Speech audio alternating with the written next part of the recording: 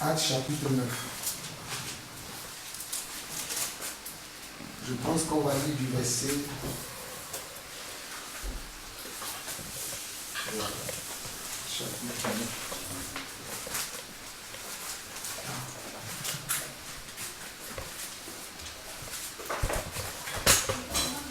Au fait, pourquoi je voulais partager ce petit message-là avec nous? Parce que hier, lorsque le frère Georges exhortait et que maman Amélie avait parlé, et le frère Georges l'avait arrêté, et moi aussi j'avais parlé, peut-être certains d'entre vous ont trouvé mon intervention brusque.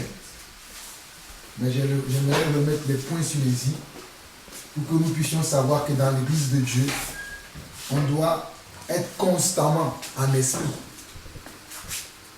Dans l'église de Dieu, on doit être constamment dans l'esprit. On ne doit pas sortir de l'esprit pour être dans la chair.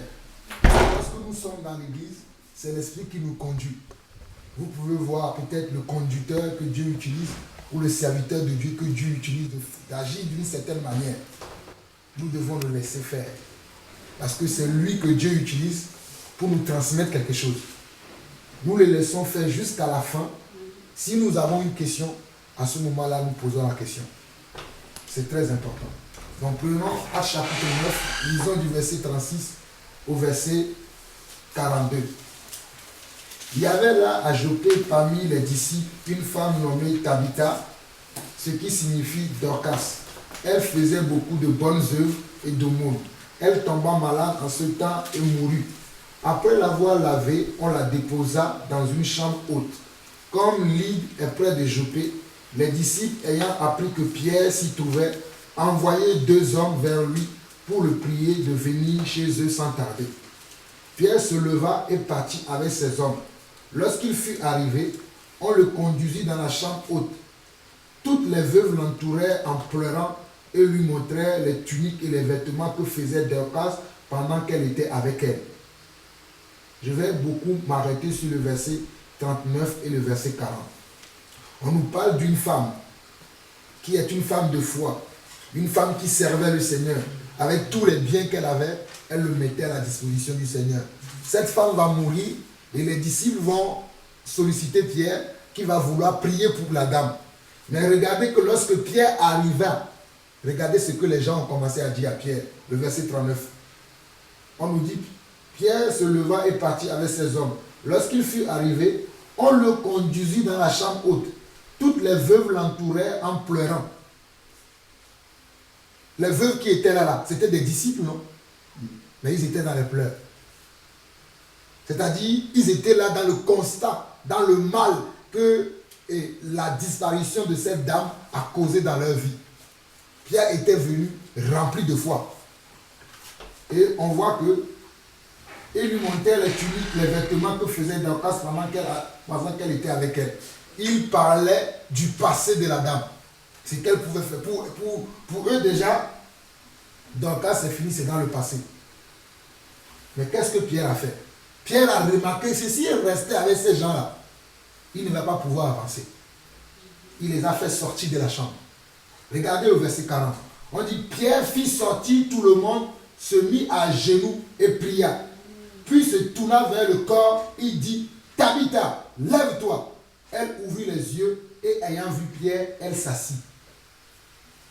Hier, le frère Georges a dit, si quelqu'un ne veut pas prier pour le frère Lucas, il peut sortir. Je crois que c'est ce que Pierre aussi a fait. Parce que si nous ne sommes pas dans le même esprit, lorsque nous venons à l'église, nous n'allons pas voir des miracles. Moi, je voulais nous exhorter que nous serons toujours dans le même esprit lorsque nous sommes à l'église. Ayez confiance à vos conducteurs. Si l'esprit conduit un frère à agir d'une manière, moi je dois suivre. Même si je ne comprends pas, comme je viens de dire, je poserai la question à la fin. Regardez ce que Pierre a fait. Pierre a fait sortir tout le monde. Il était resté tout seul avec le corps. Je ne sais pas si on lit la même Bible. Moi, dans ma Bible, il est écrit, Pierre fit sortir tout le... Parce qu'il a discerné que les gens n'étaient pas dans la foi. Il ne voulait pas que ces gens-là l'empêchent de faire la volonté de Dieu. Il les a fait sortir. Donc hier, ne dites pas pourquoi le frère nous a parlé comme ça. Pourquoi frère a dit non. Parce que nous voulons faire la volonté de Dieu. Et quand nous voyons des fois qu'il y a des barrières, nous voulons les enlever pour pouvoir rentrer dans la volonté de Dieu. Vous avez vu que lorsque Pierre a fait sortir les gens et qu'il a prié, Tabitha est revenue comment? Elle est revenue à la vie, non? Donc maman, je te demande pardon si tu as trouvé que j'étais dur dans ma manière de parler, parce qu'il faut qu'on fasse ce qui est nécessaire. Et hier, quand on priait, je demandais des signes dans le cœur pour Lucas. Aujourd'hui, Dieu m'a montré les signes qu'il a guéri Lucas. Je te dis la vérité, le gars, comment il parle? Valérie a posé une question, il a répondu. Si Lucas est comme ça, très calme, c'est à cause des médicaments qu'il a pris. Mais Dieu l'a guéri. Amen. C'est les médicaments qu'on lui a donnés là-bas. Ces médicaments ont fait qu'il n'est plus en lui-même. Mais Dieu l'a guéri. Ne doute plus de la guérison de ton fils. C'est pour ça que hier, quand on partait, je t'ai dit, embrasse-le tous les jours parce qu'il a besoin d'amour. Je ne vais pas revenir sur les choses passées. Tu as même vu ça comment on l'avait vécu. Je ne vais pas revenir dessus. On va voir un deuxième passage. Seigneur, aide-moi. On va voir un roi. Un roi chapitre 17. Un roi chapitre 17.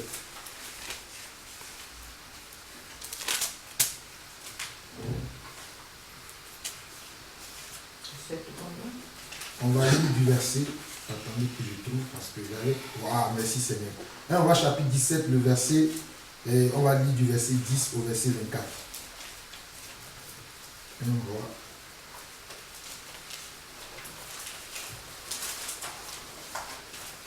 Un roi, le livre de roi, c'est avant Chronique, je crois. Hein? Voilà, c'est ça. Un roi chapitre 17. On va lire du verset 10 au verset 24. Élie a fait quelque chose là-bas. Parce que hier, j'ai dit des choses. Peut-être ça peut vous choquer. C'est pour ça que je préfère vous montrer les choses dans les écrits. Parce que moi, j'agissais selon ce que je recevais dans mon cœur. Un roi chapitre 17. J'ai dit le verset 10 au verset 24. Je peux même lire à partir du verset 8. On nous dit que, alors la parole de l'Éternel, bon, pour mieux comprendre, je vais lire à partir du verset 1, afin que vous compreniez le contexte. On nous dit, Élie le Tishite, loin des habitants de Galade, dit à Akab, l'Éternel est vivant, le Dieu d'Israël dont je suis le serviteur. Il n'y aura ces années-ci ni rosée ni pluie, sinon à ma parole. Et la parole de l'Éternel fut adressée à Élie en ces mots. Pars d'ici, dirige-toi vers l'Orient et cache-toi près du torrent de Kérit qui est en face du Jourdain. Tu boiras de l'eau du torrent et j'ai ordonné au corbeau de te nourrir là. Il partit et fit selon la parole de l'Éternel. Et il alla s'établir près du torrent de Kérit qui est en face du Jourdain. Les corbeaux lui apportaient du pain et de la viande le matin, et du pain et de la viande le soir, et il buvait de l'eau du torrent. Mais au bout d'un certain temps, le torrent fut sec, car il n'était point tombé de pluie dans le pays. Sur la parole d'Élie. Élie avait prié, et plus d'eau. Et lui-même qui a prié, il a vu que même lui-même il ne pouvait plus boire de l'eau du torrent. Mais Dieu faisait tous les jours un aller-retour avec un corbeau qui le nourrissait. Je veux nous dire par là aussi que ne nous inquiétons pas de toute situation de notre vie. Si Dieu a pu nourrir Élie avec un corbeau, il peut nous nourrir aussi. Mais ce n'est pas là où je veux en venir. Nous continuons. Verset 8. Alors la parole de l'Éternel lui fut adressée en ces mots. Lève-toi, va à Sarepta, qui appartient à Sidon, et demeure là.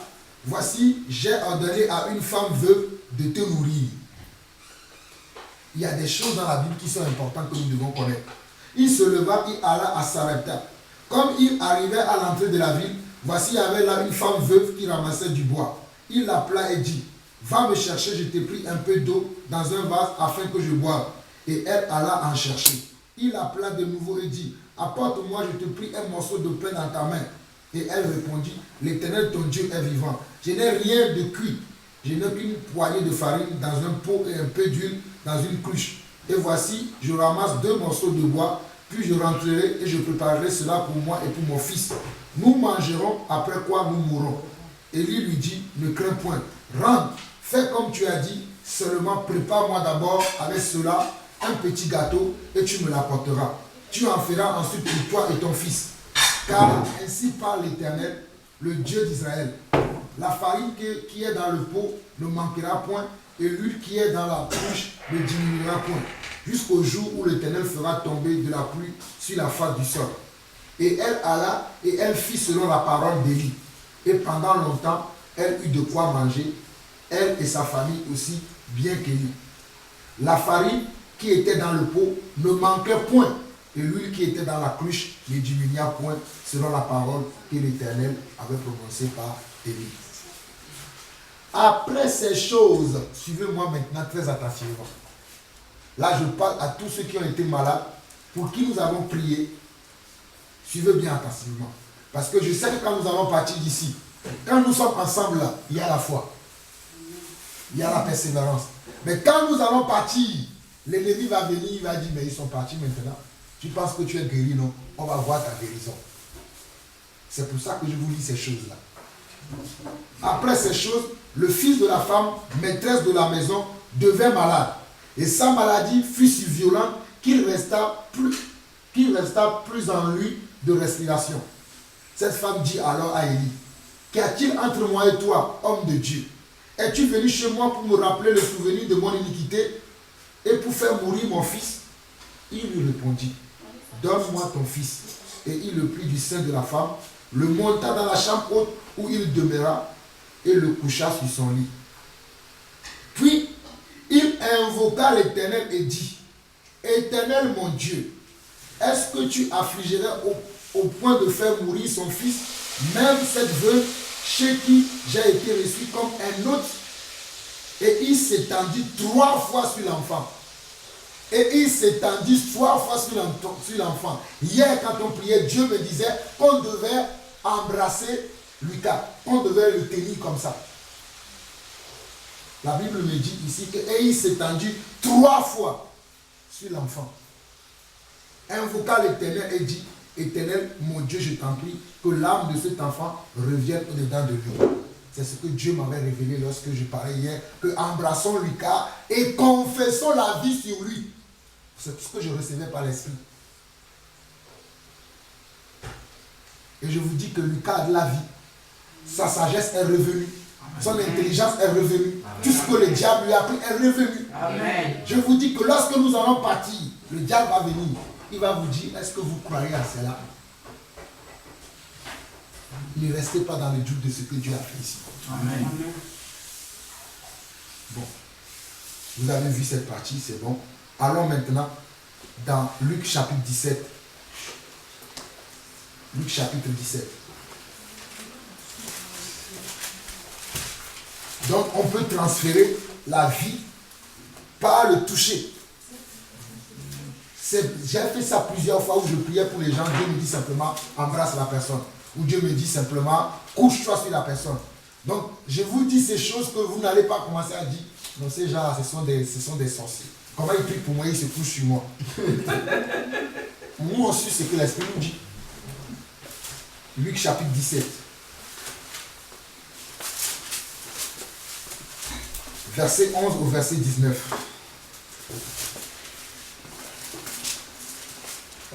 On nous dit, Jésus se renda à Jérusalem, passait entre la Samarie et la Galilée. Comme il entrait dans un village, 10 lépreux vinrent à sa rencontre. Se tenant à distance, ils élevèrent la voix et dirent, Jésus, Maître, aie pitié de nous. Dès qu'il les eut vus, il leur dit, allez vous montrer au sacrificateur. Et pendant qu'ils y allaient, il arriva qu'ils furent tous guéris. L'un d'eux se voyant guéri, revint sur ses pas, glorifiant Dieu à haute voix. Regardez comment Jésus fait cette guérison. Quand les personnes sont venues, il n'a pas imposé les mains comme il fait d'habitude. Il a dit simplement, allez vous montrer au sacrificateur. Donc n'attendez pas que des fois on va vous imposer les mains. On va vous dire une parole. Selon que l'Esprit nous révélera. Moi je fais comme ça. Je n'impose pas les mains aux gens tout le temps. C'est selon que l'Esprit me révèle quelque chose, je vais faire. Hier, quand j'étais là, je parlais de la Sainte Cythia. Dieu m'avait dit, tu vas aller, tu vas lui imposer les mains et tu vas prier pour lui et tu vas chasser la fraude de son corps. J'ai fait selon ce que j'ai reçu dans l'esprit. Quand je recevais, vous n'entendez pas. Mais c'est moi qui entendais selon ce que l'esprit me disait et j'agissais selon ce que l'esprit me montre. Lorsque le frère Georges parlait à Lucas, il disait répète, répète. Moi, je savais que c'est selon la manière dont l'esprit le conduisait. Vous allez dire, mais il fatigue l'enfant. Attends, pourquoi il dit de répéter? Mais lui, il suit l'esprit. Donc, faites confiance aux serviteurs de Dieu que Dieu vous envoie. Je sais que sur les réseaux sociaux, il y a des charlatans qui font peut-être des choses similaires. Mais nous ne sommes pas des charlatans. Je continue pour faire finir le passage. Verset 15, il dit, loin d'eux se voyant guéri, revint sur ses pas, glorifiant Dieu à haute voix. Il tomba sur sa face aux pieds de Jésus et lui rendit grâce. C'était un Samaritain. Jésus, prenant la parole, dit, les 10 n'ont-ils pas été guéris? Et les 9 autres, où sont-ils? Et les 9 autres, où sont-ils? Ne s'est-il trouvé que cet étranger pour revenir et donner gloire à Dieu lorsqu'il y a une délivrance, lorsqu'il y a une guérison, lorsqu'il y a un salut? C'est pour que nous puissions donner gloire à Dieu. Amen. Ce n'est pas pour que vous puissiez donner gloire à un homme ni à quelqu'un, mais c'est pour que nous puissions glorifier Dieu. Parce que c'est Dieu qui guérit. Amen. Personne d'entre nous ici n'a la capacité de guérir quelqu'un. Mais c'est Dieu qui guérit. Donc c'est à lui que nous devons rendre gloire. C'est pour ça que lorsque Jésus avait guéri ces personnes-là, et qu'il y a une seule personne qui est retournée vers lui pour lui rendre gloire, ça a choqué Jésus. Alors Jésus va confirmer encore au verset 19 pour lui dire, puis il lui dit, lève-toi, ta foi t'a sauvé. La première fois, c'était juste la guérison qu'il a reçue.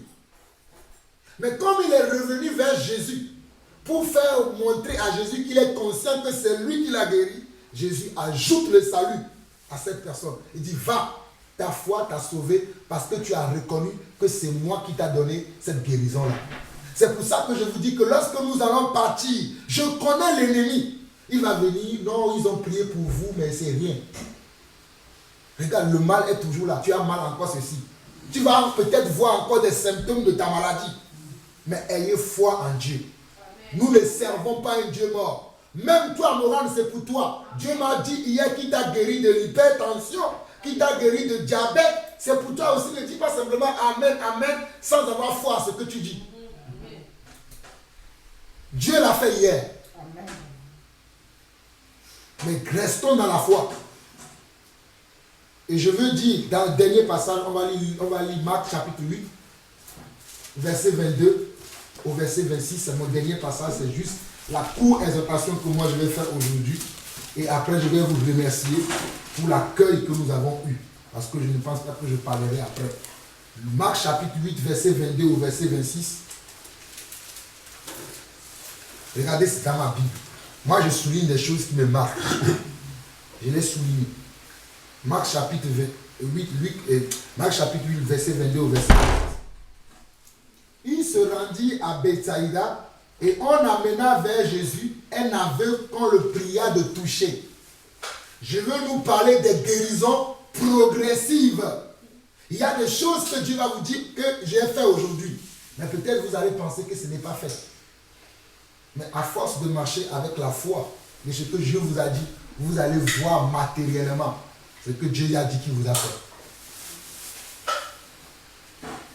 On nous dit qu'il se rendit à Bethsaïda et on amena vers Jésus un aveugle qu'on le pria de toucher. Il prit l'aveugle par la main et le conduisit hors du village, puis il lui dit, puis il lui mit de la salive sur les yeux. Regardez, Jésus met la salive sur les yeux de quelqu'un. Si je fais ça à quelqu'un, on va dire, ah, il a une salive magique. Ah oui, disons-nous la vérité.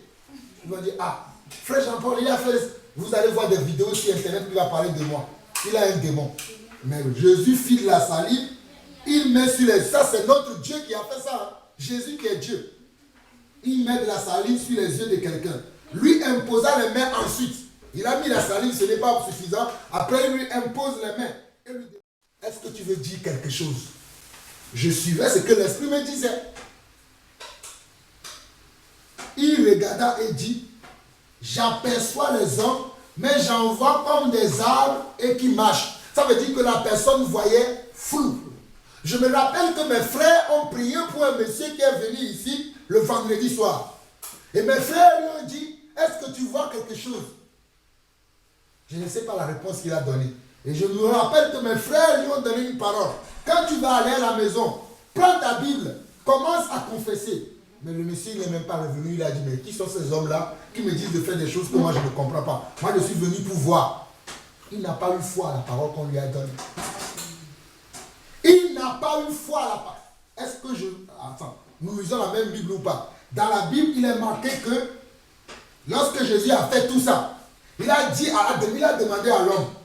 Il regarda et dit, j'aperçois les hommes, j'en vois comme des arbres et qui marchent. Ce qui veut dire que l'homme, malgré que Jésus lui a mis de la salive et qu'il lui a imposé les mains, il voyait flou.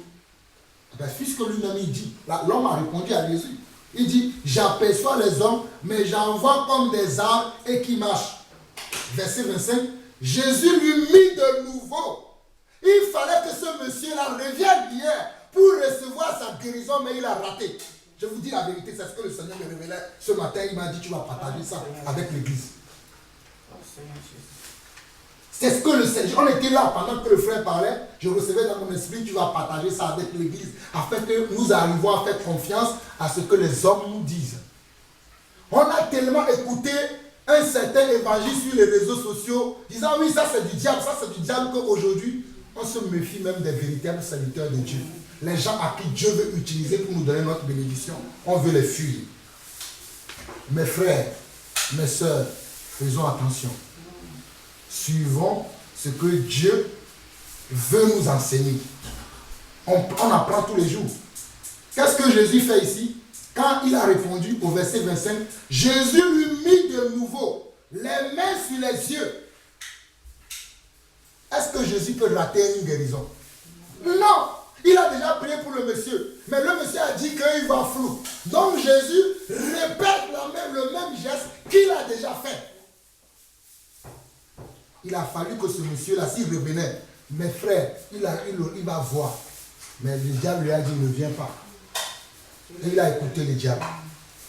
On nous dit, Jésus lui mit de nouveau les mains sur les yeux, et quand l'aveugle regarda fixement, il fut guéri et vit tout distinctement. La guérison, des fois, ça peut être progressif. Mais nous devons avoir la foi. Même si c'est le monsieur là venait et qui ne voyait rien, il devait croire qu'on lui a dit, tu vas voir. Prends la Bible. Mes frères, moi je fais des choses des fois, si quelqu'un me connaît, il va dire, je suis fou. Des fois, je prends mes enfants. Je dis, David, viens ici. Je commence à confesser. David, tu seras la tête, non jamais la queue. David, je déclare que tu vas aller. Je parle. Pourtant, David a que 11 ans. Parce que je suis en train de préparer son avenir. Je viens avec David, je dis, Samuel, tu viens. Je t'ai donné le nom Samuel parce que tu vas faire comme le prophète Samuel. Et je commence à parler. Mais Samuel n'a que 8 ans. Mais je suis en train de préparer sa vie. Parce que la Bible dit que la mort et la vie sont au pouvoir de la langue. Je dois confesser les promesses de Dieu sur la vie de mes enfants. La Bible déclare que ce sont des projets de paix et non de malheur que Dieu a pour nous. Je connais ces projets. Nous savons que dans Éphésiens chapitre 2, la Bible dit que Dieu nous a bénis, Éphésiens chapitre 1 plutôt, que Dieu nous a bénis de toutes les bénédictions spirituelles dans les lieux célestes. Mais c'est à moi d'appeler ces bénédictions pour que je les vois dans la vie de mes enfants. Faisons confiance à ce que Dieu veut faire dans nos vies. Lorsque nous recevons une parole de foi, mettons la foi dessus. Même si aujourd'hui nous ne voyons rien. C'est pour ça que j'ai dit, Lucas est guéri. Je répète encore ça. Parce que l'ennemi va te faire comprendre que, il prend encore ses médicaments. On lui fatigue encore à prendre ses médicaments. Donc il n'est pas guéri. Regarde ici. Souviens-toi de ce message-là et prends ton fils. Toi-même tu lui parles. Mon fils, je déclare que tu es guéri. Tu fais comme Jésus a fait. C'est pour ça que je vous ai montré que Jésus peut rater quelque chose. Si Jésus a prié 2 fois, 3 fois, 4 fois, ça veut dire que moi aussi je peux prier 2 fois, 3 fois, 4 fois pour voir sa volonté. Parce que Dieu ne ment pas. Quand Dieu dit quelque chose, c'est qu'il a fait. Au verset 25 et verset 26, là où je finis, Jésus lui mit de nouveau les mains sur les yeux. Et quand l'aveugle regarda fixement, il fut guéri et vit tout distinctement. Alors Jésus le renvoya dans sa maison en disant, n'entrez pas au village. N'entrez pas au village. Quand vous allez aller au village là, les gens vont commencer à dire, vous êtes parti à Ouévik là. Qu'est-ce qu'on vous a fait là-bas? Mais tu es revenu avec le problème, non? Regarde ton fils. Lucas est guéri. C'est un serviteur de Dieu. Je ne sais pas quand Dieu va commencer à l'utiliser, mais pour moi, j'ai demandé un signe. Quand on priait hier, je disais dans mon cœur, Seigneur, donne-moi un signe.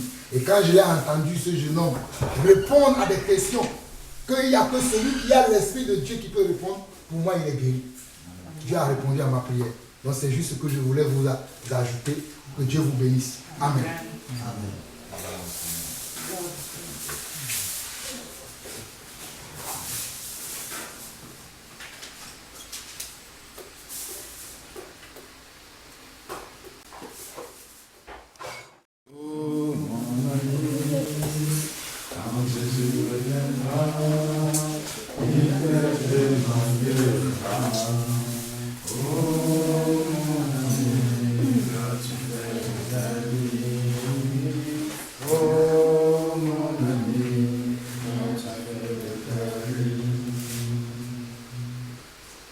Est-ce qu'il y a des sujets de prière?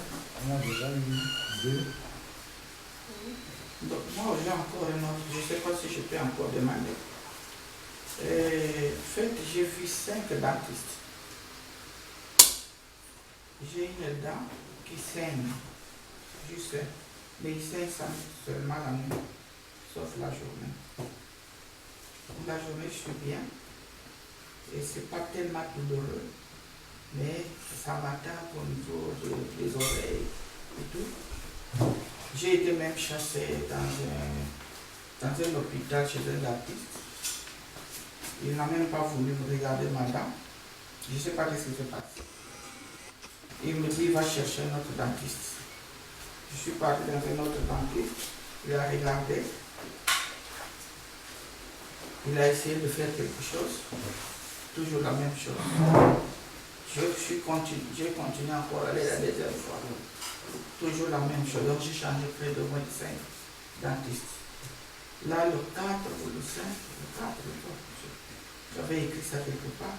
J'ai un rendez-vous avec un autre dentiste dans la ville là où je vis. Donc, j'aimerais bien aussi que vous me souteniez à la prière parce que je ne comprends pas ce qui se passe. Ça peut dire tout.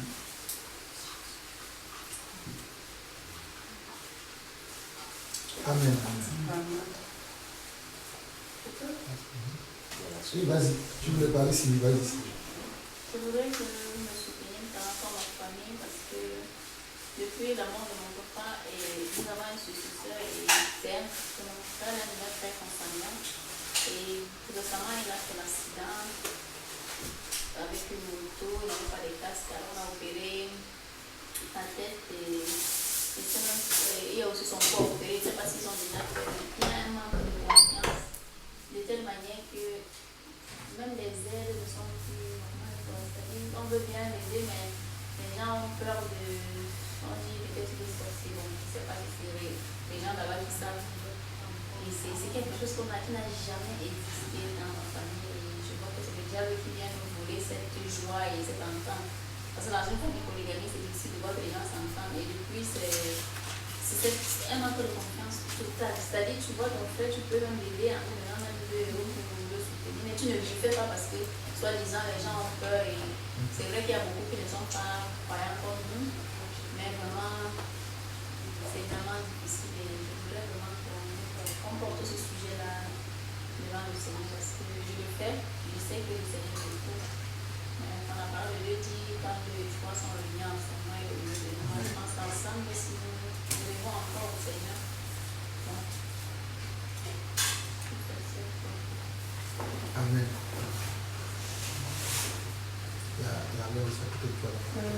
qu'il y a ce sujet de prière pour mon oncle et ma tante parce qu'à chaque fois quand ils me voient ou ils viennent ici, c'est toujours pour me mettre mal à l'aise.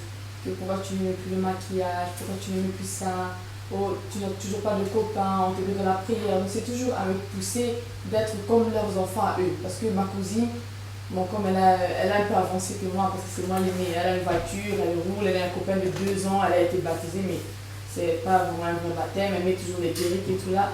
Donc à chaque fois quand elle me voit comment je suis, quand oh ne suis pas ta maman, donc en fait mes cousines aussi, mes amis aussi, donc, je veux bien les mettre en prière pour qu'ils comprennent pourquoi je préfère choisir cette voie-là que suivre eux. Parce que des fois ça me fait mal aussi d'entendre que oui, on te met de la prière, tu vas rester toute seule, tu vas finir avec les chiens, les chats comme les vieilles, ne suis pas ta maman, vous allez vieillir, nanana. Donc, moi j'aime pas comprendre ça en fait.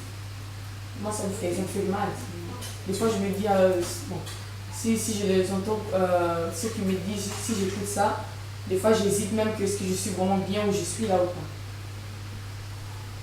Tu vas maintenant aimer quand tu parles comme ça. Hein? Tu vas maintenant aimer quand tu parles comme ça. Justement, le fait qu'il te parle comme ça montre qu'il y a une différence entre toi et toi. Amen. Plutôt que de prier qu'ils t'acceptent comme tu es pris pour leur conversion. Ce n'est que la conversion de ces personnes qui pourra les amener aussi à comprendre comment tu es. Est-ce que tu comprends? Tu vois, si ta mère, par exemple, n'était pas née de nouveau, tu aurais eu d'énormes problèmes avec elle. Est-ce que tu comprends? Ne pense pas que le fait que tu t'entendes avec ta mère dans le temps où tu es, c'est parce que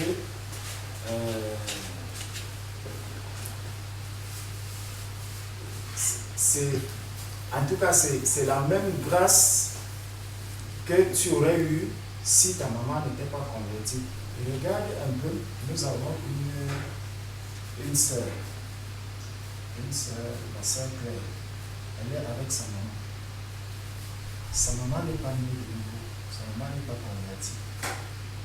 Mais elle considère sa propre fille vraiment comme quelqu'un qui, vraiment, elle ne trouve pas sa vie normale. Tu vois, sa propre maman aurait aussi souhaité peut-être qu'elle ait un ami, un ceci. Tu vois, tout simplement parce que sa mère et elle ne sont pas sur la même longueur d'onde par rapport à la vérité. Tu comprends? C'est une grâce. Le Seigneur t'a béni. Le Seigneur t'a béni. De sorte que quand aujourd'hui ta mère te voit, elle voit comment est-ce que tu avances, elle voit que tu es là, tu n'as pas de copain, tu vis toute seule, tu avances, tu progresses. Ta mère est dans la joie. Mais même nous qui sommes déjà adultes, tu as ton père et tout, mais quand il te voit vivre, il se dit que vraiment tu es perdu. Parce que tu n'as pas le même modèle de vie que lui. Tu comprends? Donc, c'est des alertes que ces personnes te font afin que tu pries pour ces personnes. C'est pour ça quand on te dit que tu es un modèle pour la jeunesse, tu es un modèle pour ceux qui ne connaissent pas encore le Seigneur. Il faut que quand on voit, au départ, on va commencer à te dire toutes ces choses, mais quand ils verront que l'arrière aujourd'hui, elle se préserve, si le Seigneur a prévu qu'elle va se marier, le jour où le mari de l'arrière sera là, ça sera quelqu'un qui a la crainte de Dieu. Donc ça ne sera pas quelqu'un qui va du jour au lendemain lui dire, bon, écoute, je ne veux plus de toi, gagne la porte. Ça sera quelqu'un qui a la crainte de Dieu, donc quelqu'un qui connaît ce que c'est qu'avoir une femme. Tu vois un peu? Et quand donc ces personnes qui aujourd'hui te traitent de tout ce qu'ils disent là, quand ils vont te voir dans ton couple, dans ton ménage, dans ta famille, vraiment sereine, faisant ce que la femme vertueuse doit faire dans sa maison, accomplissant vraiment ce qui plaît au Seigneur, tu verras comment ces mêmes personnes vont commencer à te prendre pour modèle en disant, mais avant on la voyait, ça, mais je vois quand même qu'elle a persévéré sur le chemin où elle était, et aujourd'hui, vraiment, comment est-ce que Moran a même pu faire pour élever sa fille de cette manière. Elle a la sérénité, elle est en paix, elle ne se plaint pas des choses et je la vois tellement différente. Tu vois, même quand tu es un enfant de Dieu, même si tu n'as pas assez de moyens comme les autres, ma soeur, ta vie est tellement réglée, tellement réglementée que ceux qui ont même de l'argent, qui sont riches, qui n'ont pas Dieu, leur vie est désordonnée. Le peu que le Seigneur te donne, tu t'organises avec cela et tu es dans la joie. Même ceux qui ont plus que toi vont t'envier. Tu comprends? Donc, il faut bien reconsidérer des choses. La place que tu as aujourd'hui dans le monde, ma soeur, ce n'est pas la même place, ce n'est pas la place que ceux qui ne connaissent pas le Seigneur ont. Peut-être toi-même tu ne le réalises pas encore, tu vois, mais avec le temps, tu comprendras, avec les yeux spirituels, les oreilles spirituelles, tu comprendras que vraiment tu as une grâce particulière et que tu es privilégié dans ce monde. Donc que ces gens-là ne te dérangent pas.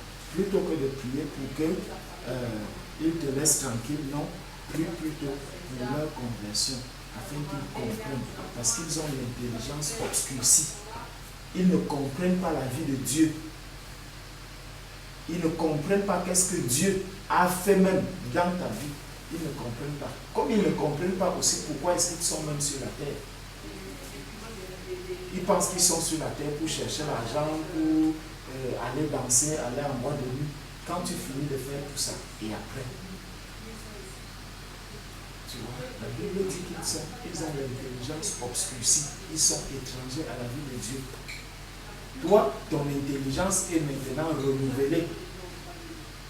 Tu n'es plus étrangère à la vie de Dieu parce que tu es devenu un enfant de Dieu.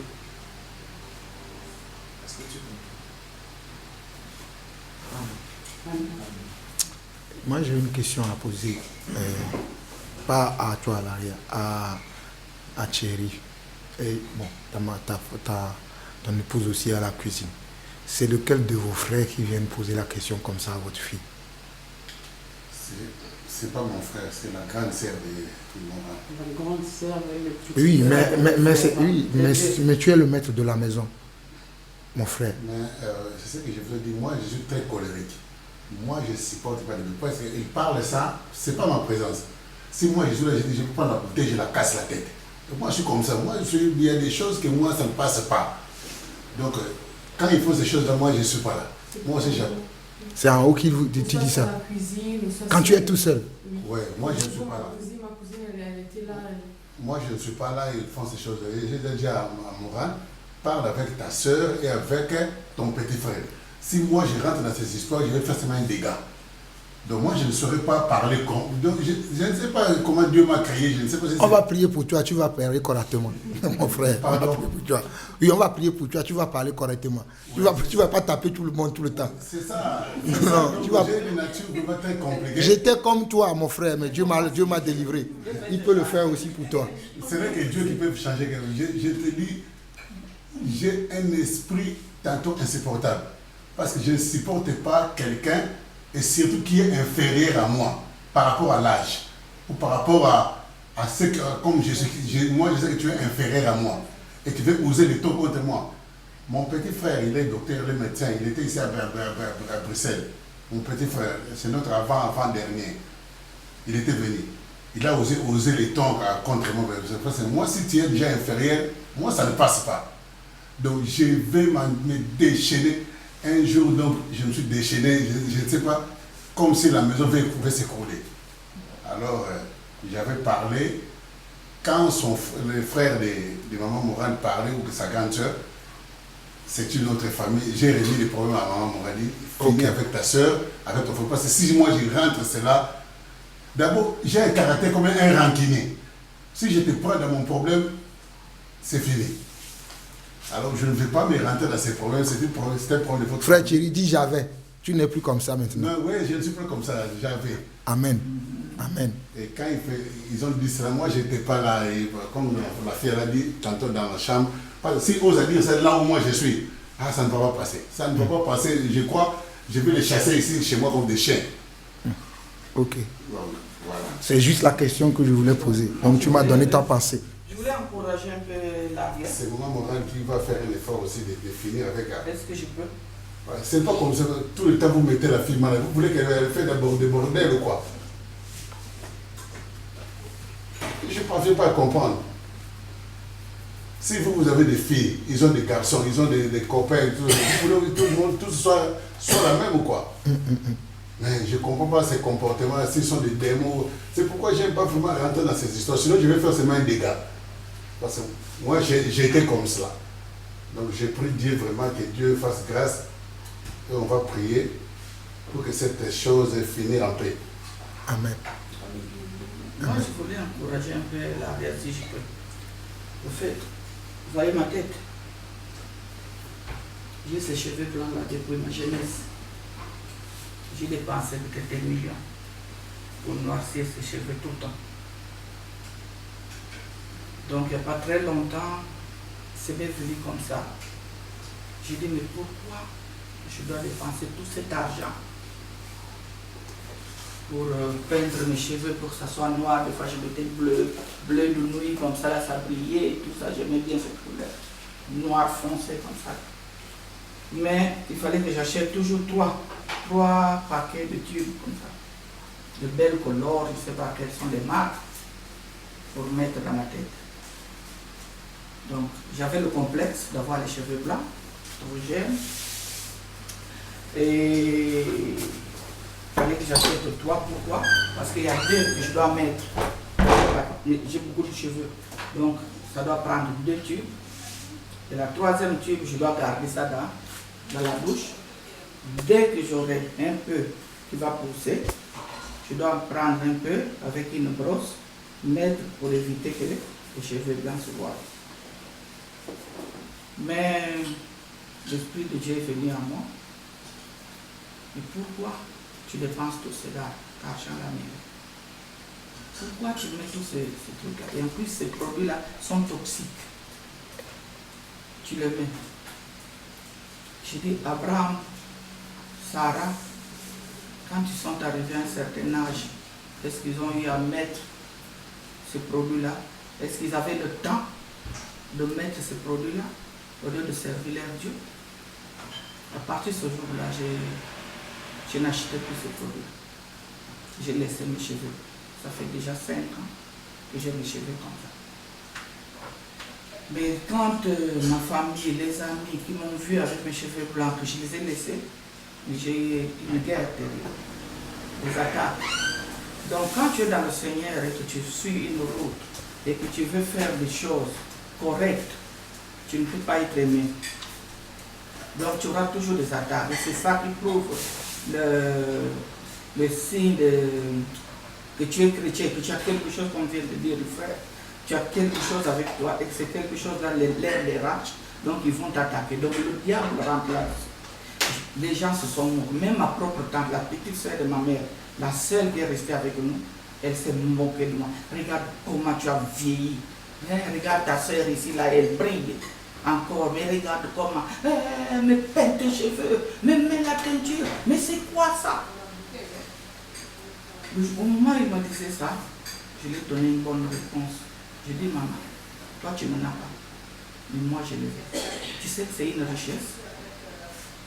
Les cheveux blancs, c'est biblique.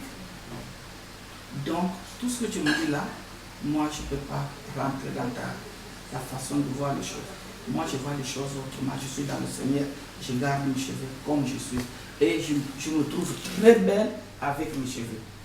Donc c'est pour ça que je dis à la petite, quand on lui donne elle doit beaucoup prier pour demander à ce que le Seigneur puisse lui donner des paroles pour pouvoir leur dire. Parce que quand tu vas leur dire, pour écouter moi, il y a ça, le Seigneur va transformer. C'est moi, je vais vivre comme ça. J'ai accepté le Seigneur Jésus comme Seigneur et Sauveur dans ma vie. J'ai fait ce que je veux de ce temple qui appartient à Dieu par rapport à la parole de Dieu. Parce que je ne peux pas marcher par rapport à vous. Mais si vous voyez que c'est comme ça, donc restez dans votre côté. Moi, je vais prier pour vous, pour que le Seigneur Jésus puisse vous changer. Donc c'est ce que en fait je voulais compléter pour l'arrière, pour l'encourager un peu, parce qu'elle est souvent attaquée, je connais ce problème, par sa tante, les enfants de sa tante, elle est au milieu des jeunes, donc même les amis aussi, on le trouve vieille, parce que ta maman, on prend toujours l'exemple de la maman, et ça c'est vrai. Donc l'enfant, surtout qu'elle a pris le baptême, ça va être encore plus encore. Donc merci beaucoup, gloire à Dieu. Amen. Amen. Je veux juste le frère Thierry, quand il parle de...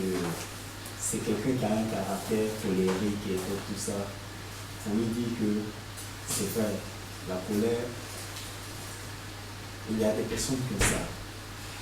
Moi qui suis aujourd'hui avec les frères pour venir ici, eux c'est les anciens.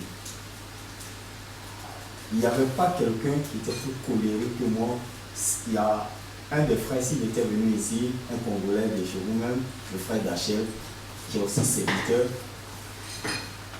Peut-être il allait te témoigner comment je réagissais quand je suis venu m'installer à Paris. Parce que c'est dans l'église qu'il dirigeait avec un autre que je les ai connus. Mais je ne marchais pas quelque chose qui n'allait pas avec moi. Même au sein de leur assemblée là-bas, parfois, il arrivait même qu'on arrêtait le culte pour leur dire des choses, mais ce n'était pas avec sagesse. Même si c'était la vérité, mais je manquais de sagesse. La colère prenait le dessus et la sagesse était enterrée. C'est pour te dire que quelque part, cette colère, on réussit à la travailler parce que rien n'est impossible avec Dieu. On réussit à la travailler. Si tu donnes seulement ta volonté de vouloir enterrer cette colère-là, c'est passé. J'étais peut-être plus dangereux que toi-même.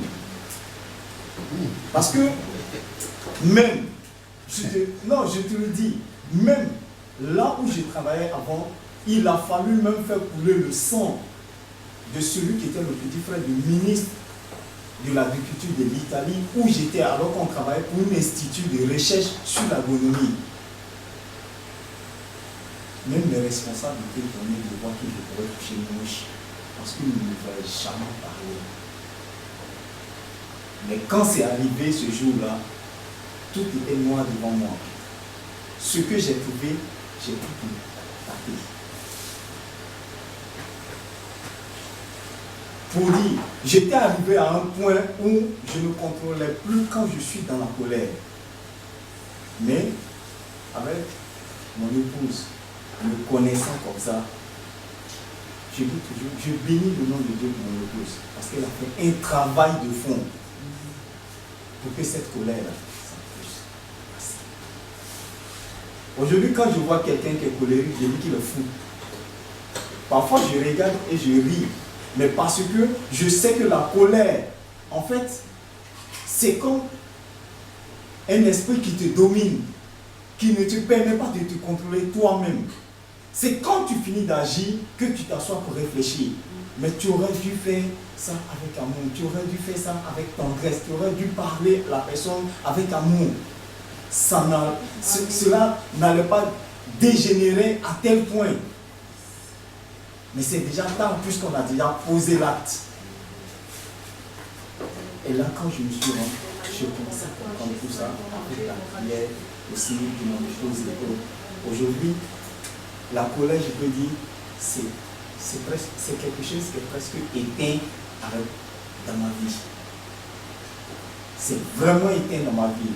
Pour voir que j'arrive aujourd'hui à être en colère, vraiment, c'est que c'est pas moi. Même le frère Dachel qui prêche avec nous, il vous l'a dit. Il leur a dit plusieurs fois, celui-là, le frère Franck que je connais là, si ça aurait été dans le temps où je le connaissais, ce que vous venez de faire là, il y a longtemps qu'il a débarqué.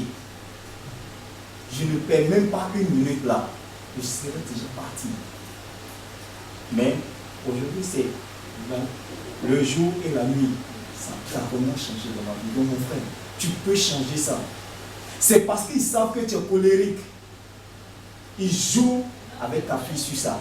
Ils s'appuient sur ça pour que tu sois maintenu dans ta colère. Mais le jour où tu seras face à ces choses-là, qu'ils viendront parler avec toi, parle-leur avec amour. Ils seront surpris de ton changement. Ils ne sauront pas que le Thierry qu'on connaissait là, non. Peut-être qu'il aurait dû nous chasser comme des malpropres de sa maison. Mais, regardez comment il nous a parlé aujourd'hui. Et ça va leur travailler plus fort que toi, plus fort que ta fille. Ça va beaucoup les travailler durant tout le temps qu'ils vont passer. C'est un combat que tu dois mener toi-même. C'est un combat qu'on doit prier pour toi, pour que ça s'enlève. Vraiment, c'est ce que je tenais à te dire. Amen. Amen.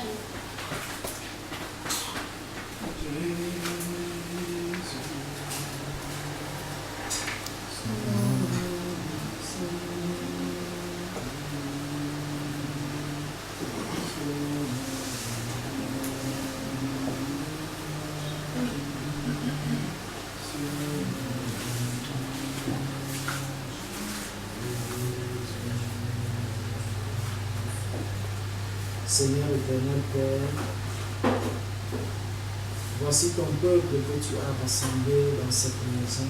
Amen. Seigneur, nous avons passé du bon temps ici avec notre frère Thierry, avec notre sœur Mourane et tous les autres bien-aimés, Seigneur Dieu, que toi-même tu as invité pour ce rassemblement. Père, nous sommes dans ta présence. Seigneur, tu nous as dit, je suis avec vous tous les jours. Ô Père éternel, toi qui as vu tout ce qui a été fait, tout ce qui a été dit, tout ce qui a été accompli. Père, si de quelque manière que ce soit, nous avons mal agi, s'il y a eu un péché, un manquement, Seigneur Dieu, nous te demandons pardon. Viens encore, Seigneur Dieu, parfaire tout ce qui est encore boiteux, tout ce qui n'a pas été achevé, Seigneur Dieu. C'est toi qui es le Dieu de l'achèvement. Seigneur, rien de ce que tu fais n'est imparfait. C'est pour ça que nous avons cette assurance. Père, que sur ta parole, nous avons prié sur les malades, ces malades sont guéris. Amen. Sur ta parole, Père éternel, nous avons baptisé les personnes. Cela est juste devant toi. Père, nous savons que c'est des instruments que tu vas maintenant utiliser pour que le royaume des cieux soit propagé sur la terre. Amen. Ô Père éternel, voici encore des sujets qui sont arrivés. Père, nous te prions déjà pour nos familles. Seigneur, ce sujet que Maman Amélia a présenté concernant ses enfants qui ne t'ont pas encore connus. Père, nous avons écouté ta parole à ce sujet. Nous savons que tu es le Dieu qui n'a pas changé. Père, tu as dit, crois au Seigneur Jésus et tu seras sauvé, toi et toute ta famille. Père, nous avons cette assurance que non seulement les enfants de Maman Amélia vont te servir, mais aussi, Seigneur Dieu, les frères et sœurs de tous ceux qui sont ici au milieu de nous. Père, nous avons cette assurance que tu les attires à toi et que tu toucheras leur cœur, un à un, Seigneur Dieu, afin qu'ils entrent dans l'arche, qu'ils te servent, ô Père éternel, même au-delà de nos frères et sœurs, nos cousins, nos cousines, nos tantes. Père, nous te prions pour la tante de notre sœur Laria, ses tantes et ses oncles. Père, que toi-même, tu les attires à toi, ô Père éternel, afin qu'ils reçoivent la vie, afin que leur intelligence puisse être renouvelée, afin qu'ils puissent être recréés, Seigneur Dieu, par toi. Père, pour qu'ils comprennent les choses d'en haut. Oh Père, viens encore affermir ma sœur Laria, viens l'affermir, Seigneur Dieu, viens affermir ma sœur Sylvie, viens affermir mon frère Lucas, viens affermir ma sœur Mourane, viens affermir, Seigneur Dieu, la maman, Seigneur Dieu, afin que toutes ces personnes, ô Père éternel, que toi-même, tu as appelés et à qui tu as montré le chemin. Père, que rien ne puisse les arrêter sur le chemin qu'ils ont emprunté, mais qu'ils aillent de progrès en progrès, de persévérance en persévérance. Seigneur, nous te prions afin que toute cette nourriture qui nous a été donnée, Seigneur Dieu, la nourriture spirituelle, Père, que cette nourriture demeure en nous, qu'elle fasse le travail pour lequel cette parole est venue. Parce que tu dis que ta parole ne retourne pas à toi sans avoir accompli ce pourquoi elle est descendue.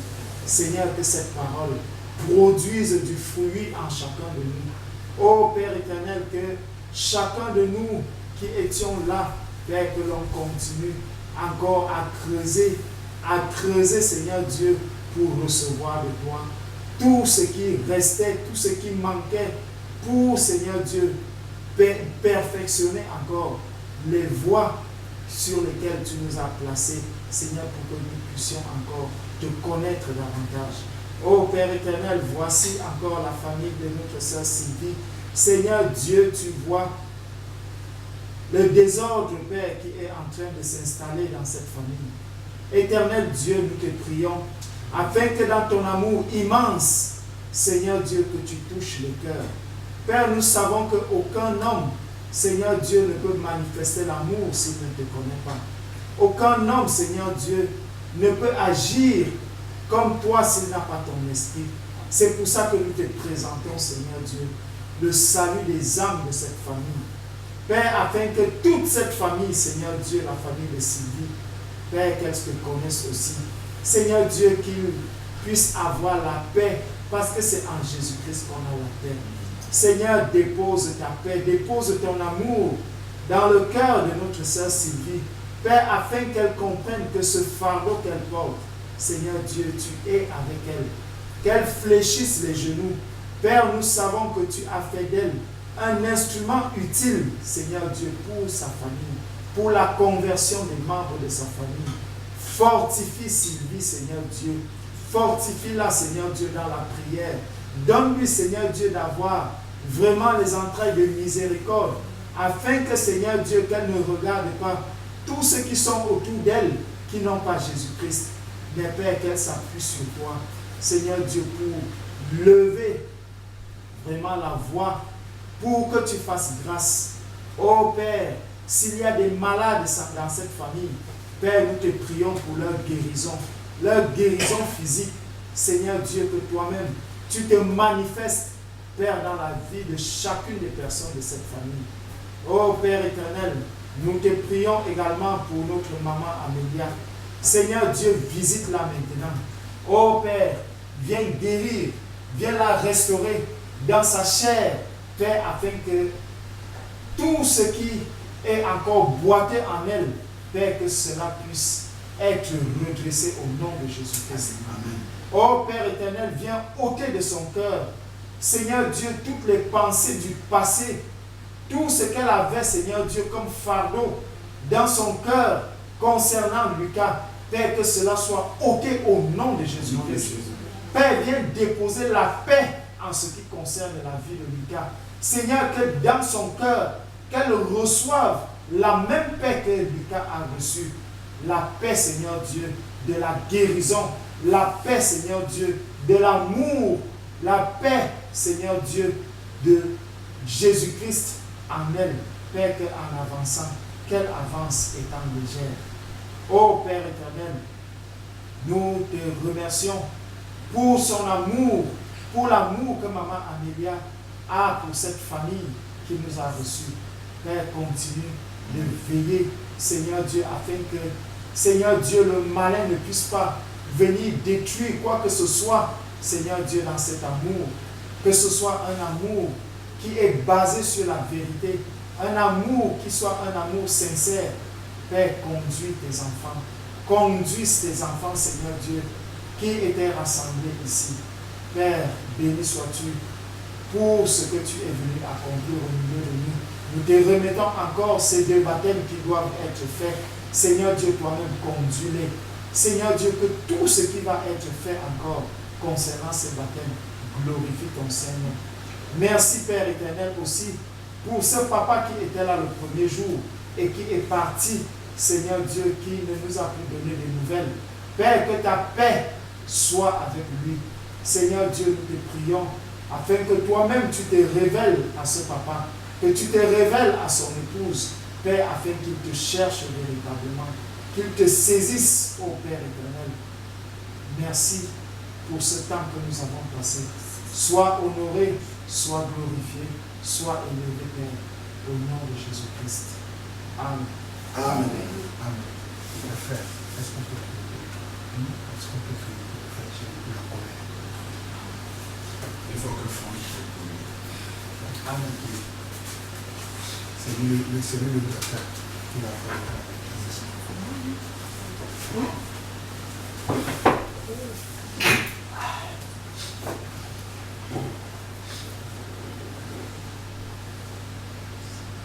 Père éternel de toute puissance,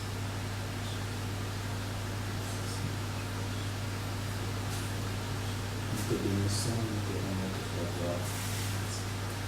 Nous te bénissons pour tout ce que tu as fait dans cette maison durant tout le séjour que nous avons passé ici. Père, nous te disons merci. Merci parce que c'est ta gloire qui triomphe au-dessus de toutes choses. Et tout ce que nous faisons, nous le faisons pour ta gloire et non pas pour notre gloire. Et toutes les mains qui ont été imposées sur les malades et autres, Père, ce sont tes mains qui se sont imposées et non notre main. C'est pourquoi, éternel Dieu, cette main encore qui sont posées sur mon frère Thierry, que ce ne soit pas mes mains, mais plutôt tes mains, afin que cela puisse toucher son cœur et que la colère qui est en lui puisse disparaître au nom puissant de Jésus. Père, je te prie, je t'en supplie. Car tu as fait de moi cette personne-là, qui était colérique, qui ne regardait même pas les conséquences des choses, mais qui agissait dans la colère. Tu m'as transformé, c'est que tu peux aussi transformer mon